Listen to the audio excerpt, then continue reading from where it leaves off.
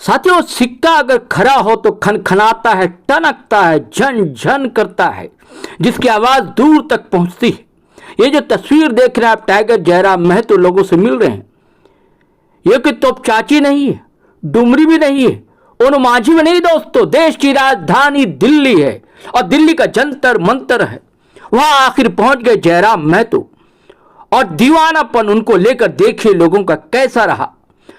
जैसे ही मंच से वो नीचे उतरे, तस्वीरों खिंचाने के लिए, सेल्फी लेने के लिए होड़ सी मच जाती है।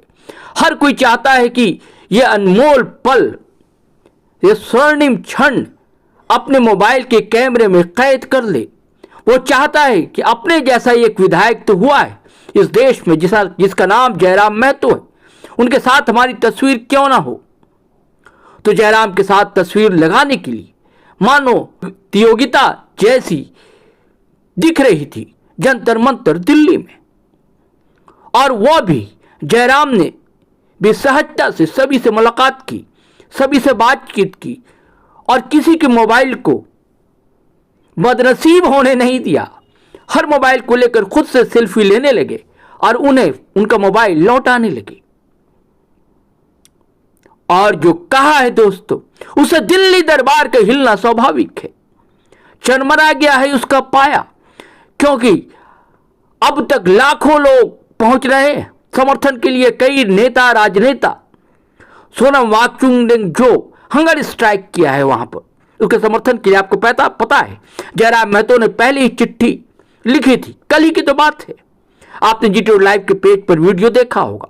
और आज खुद पहुंच गए जयराम महतो दिल्ली जंतर मंतर। और ये जो तस्वीर दिखा रहा हूं, लोगों से मिल रहे हैं। दीवानापन जो उनको लेकर है, लोगों के बीच दीवानगी है, सर चढ़कर बोलती है। एक जादू है जो दिखा सिर्फ झारखंड में नहीं, दिल्ली में भी दोस्तों।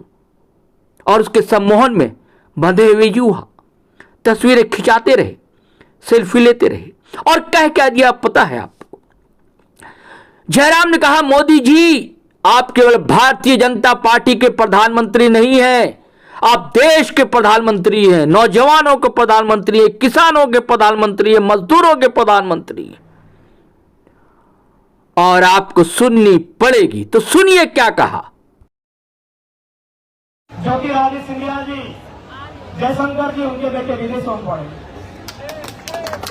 झारखंड के नौजवान, झारखंड की नौजुतियां, अगर उनको अपनी प्रशंसा पानी है भारतीय जनता पार्टी से, तो भाई उनके पार्टी का सदस्य बनना होगा, उन्हें गरीबी हटाना होगा, उन्हें उनके लिए नारे लगाना होगा। आज बड़ी आश्चर्य की बात है, आज प्रधानमंत्री जी को भी ये तय करना चाहिए कि आप हिंदुस्तान के प्रधानमंत्री हैं या भारतीय जनता पार्टी के प्रधानमंत्री हैं। अगर आप हिंदुस्तान के प्रधानमंत्री हैं तो प्रोटेस्ट में आने वाले छात्रों का बैकग्राउंड भले कांग्रेस पार्टी से है या आम आदमी पार्टी से है या किसी अपोजिशन पार्टी से है, वो मैटर नहीं करता है। तो जिस मुद्दे के साथ आए हैं वो मैटर करता है। यदि आप देश के प्रधानमंत्री हैं तो प्रोटेस्ट करने वाले छात्र, उनके अभिभावक, उनकी आइडियोलॉजी, उनकी पॉलिटिकल आइडियोलॉजी क्या है वो मैटर नहीं करता है। क्योंकि आप अगर हिंदुस्तान के प्रधानमंत्री हैं तो मुद्दा कौन मैटर करता है। और ये मुद्दा है कि एक बार नहीं 90 बार पेपर लीक हुआ है। ये मुद्दा है कि एक नहीं कई दर्जन छात्रों ने सुसाइड किया है। ये मुद्दा है। इसलिए अगर आप देश के प्रधानमंत्री हैं श्रीमान, तो आपको ये भूल जाना चाहिए कि प्रोटेस्ट करने वाले मंच पर कौन लोग आ रहे हैं, प्रोटेस्ट करने वाले युवाओं का समर्थन पीछे से कौन कर रहे हैं, ये भूल जाना चाहिए। आपको ये याद रखना चाहिए कि नौजवान इस हिंदुस्तान की माटी के हैं और इनका जो मुद्दा है वो सही है कि नहीं, ये मायने रखना चाहिए। लेकिन आज दुर्भाग्य है, आज अगर आप क्रांति की बात करें, इंकलाब की बात करें, किसी के हित की बात करें, हुकूक की बात करें, तो आपको राष्ट्र विरोधी तगमा दिया जाता है। तो ऐसे में हमें ऐसा लगता है कि राष्ट्रवाद और यह धर्म केवल गरीबों का आभूषण बन के रह गया है, अमीरों को तो सत्ता और संपत्ति चाहिए। अनुराग ठाकुर जी को चिंता नहीं होती है जब वो शाहिद अफरीदी के सामने बैठते हैं। हम अगर बैठ जाए तो उनको हमें एंटी नेशनलिस्ट कहा जाता है कि तुम शाहिद अफरीदी के बगल में बैठे हो, और शाहिद अफरीदी के बगल में इसने पाकिस्तान में सबसे ज्यादा रकम का गाय का बलि देने का काम किया था। लेकिन वही अनुराग ठाकुर जी अगर बैठ जाए उनके बगल में तो ये मुद्दा नहीं उठता है। ये आज राजनीतिक परिपाटी बन चुकी है, आज ये राजनीतिक सोच बन चुकी है।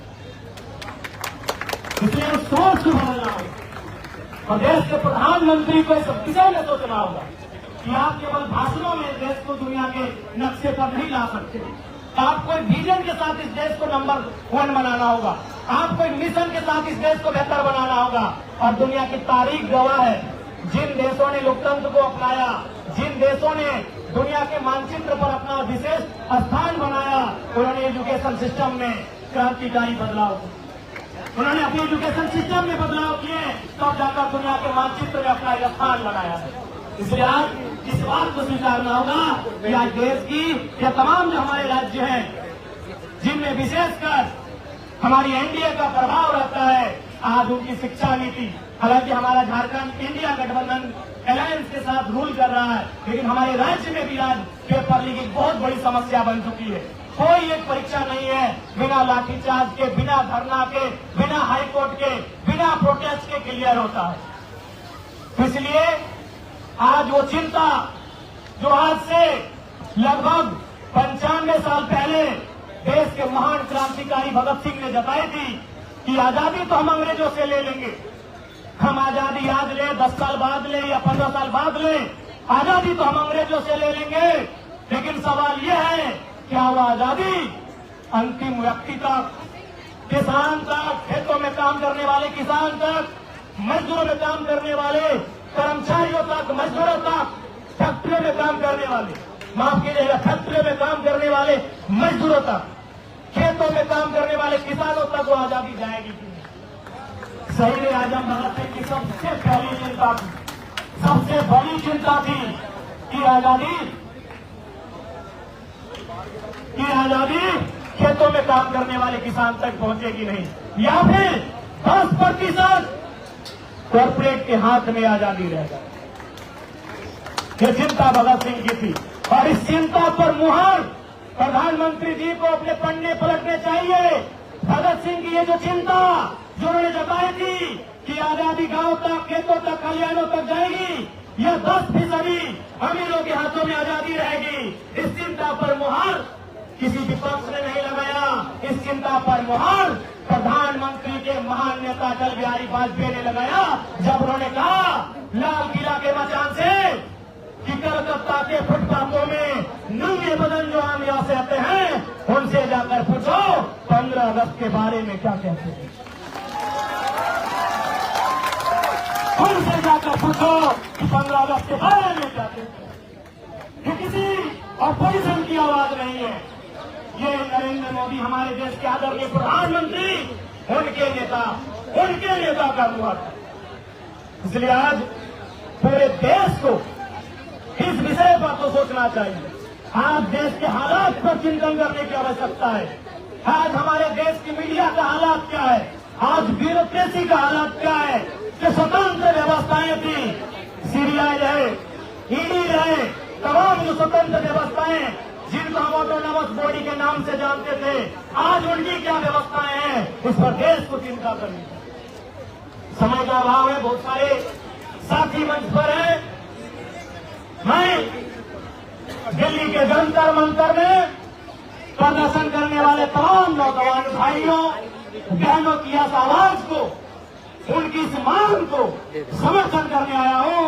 और बिल्कुल आज सोनम सर जो भूख हड़ताल अनशन पर बैठे हैं, मैं उनके इस त्याग को, उनके इस संघर्ष को, उनके इस तप को नमन और वंदन करने आया हूं। और साथ ही साथ जो लोग घरों में बैठे हैं, जो लोग घरों में बैठकर केवल सोशल साइट से जुड़े हैं, मैं उनसे भी कहना चाहूंगा, आवाज उठाइए।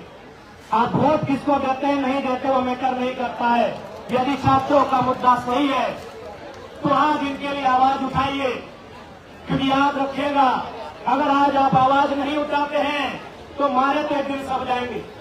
कोई भूख से मरेगा, कोई भूख से मरेगा, कोई सत्ता की चाबूक से मरेगा, और जो बच जाएगा गोली और बंदूक से।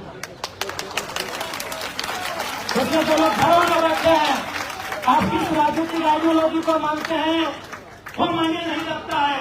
यदि आपको लगता है छात्रों के साथ इस राज्य में, चाहे दिल्ली हो या कोई भी राज्य हो या देश हो, हिंदुस्तान हो, अगर उनके साथ अन्याय हो रहा है, अगर शिक्षा माफिया हावी हो रहे हैं, अगर गरीब किसान के बच्चे के भविष्य को लाखों में बेचा जा रहा है पेपर लीक के माध्यम से, तो आज आपको आवाज उठाना चाहिए, नहीं तो अगला नंबर आपका भी होगा। और आंदोलन केवल जंतर मंतर में नहीं हो रहा है, क्योंकि जंतर मंतर देश की राजधानी है, इसलिए हमारे देश के कोने तक जा रही है। आंदोलन मध्य प्रदेश में भी हो रहा है, सीता आंदोलन, आंदोलन उड़ीसा में भी हो रहा है। इसलिए मैं सबों से आग्रह करूंगा, इस आंदोलन को समर्थन करें, देश के नौजवानों के लिए, उनके भविष्य के लिए। और जो लोकतांत्रिक व्यवस्थाएं कोलैप्स कर रही है, जो लोकतांत्रिक व्यवस्थाएं लगातार चरमरा रही हैं, उनके खिलाफ इस देश के नौजवानों की आवाज को बुलंद करें। मैं पुनः सभी को, इनकलाब साथियों और झारखंडी जोहार आप सभी को, साथ ही साथ जानना है कि सोनम सर के अंदर एक ऐसी शक्ति समाहित हो जो शक्ति देश की सरकार को झुकने पर मजबूर है। धन्यवाद।